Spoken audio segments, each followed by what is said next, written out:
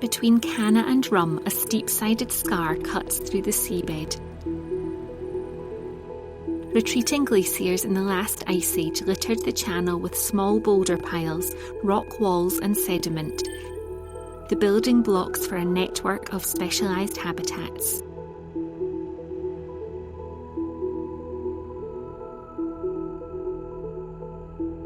The shallower waters of the Sound are relatively sheltered, creating ideal conditions for some creatures that would normally be found deeper. Water pollution, physical disturbance and loss of habitats can disrupt the delicate balance of life here, harming vulnerable animals like these northern feather stars. They are elegant creatures that can swim short distances by waving their feather-like arms up and down. This way, they can escape from predators and seek out the best spot to capture food particles that the current carries past.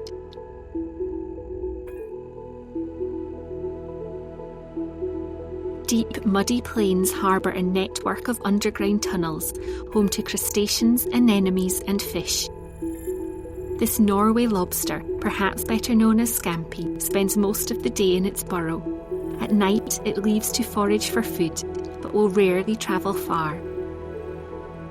A rich source of food for cod, haddock and skate, burrowed mud habitats are also trawled for Norway lobster by one of Scotland's most productive fisheries.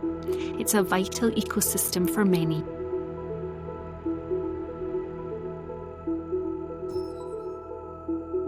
The Sound is a murky world, and until recently, this bed of rare, fragile fan mussels lay undiscovered. They reproduce by spawning into the sea. The dense community here, the largest in the UK, means that there's a good chance of fertilisation. But outside of Canna, where only scattered individuals have survived, their future is in doubt.